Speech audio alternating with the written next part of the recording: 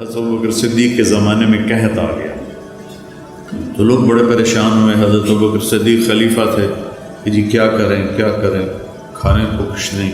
کہنے کہ انشاءاللہ اللہ کی مدد آنے والی ہے آنے والی ہے. تو چند دن گزرے تو حضرت عثمان رضی اللہ عنہ کا قافلہ ملک شام سے 1000 اونٹوں کا، یوں سمجھیے 1000 ٹرالے اس زمانے قافلہ.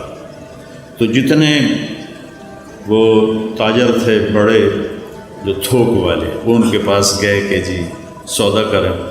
کہنے کہ کیا دو گے؟ کہنے کہ 10 روپے کی چیز 12 میں لے لیں.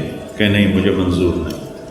اچھا 10 روپے کی چیز ہم 14 میں لے لیں.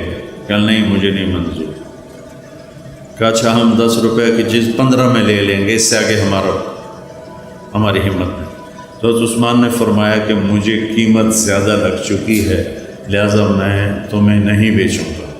وہ کہنے کہ سارے جو ہیں تھوک کے تاجر وہ تو تیرے سامنے بیٹھے ہیں، تو اب کون ہے جو آپ کو زیادہ پیسے لگا گیا ہے؟ تو کہا تم سے پہلے میرا اللہ مجھ سے بات کر رہا ہے کہ من جاء بالحسنۃ فلہ عشر امثالھا، کہ تو عثمان تیرے 1 روپے کی چیز میں 10 روپے میں خریدوں گا. تو لہٰذا میں اللہ کو بیچ رہا ہوں. مدینے میں قحط ہے، میرے 1000 اونٹوں سمیت سارے مدینے والوں پہ صدقہ. تو اس رات حضرت عبداللہ بن عباس نے خواب دیکھا کہ اللہ کے نبی سفید گھوڑے پر ہیں، سبز پوشاک ہے اور سونے کی لگام ہے گھوڑے کی.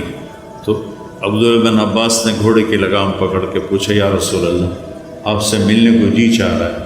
کہنے کہ عبداللہ آج تو میں فارغ نہیں، آج اللہ تعالیٰ نے عثمان کی سخاوت کو قبول کیا ہے اور جنت کی ایک حور سے اس کا نکاح کیا ہے اور اس کا ولیمہ پورے جنت والوں کے لیے رکھا ہے، تو میں آج اس ولیمے میں جا رہا ہوں.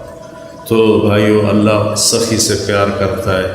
وہ نا عبادات میں ڈھیلا بھی ہونا تو اللہ اس سے پیار کرتا ہے.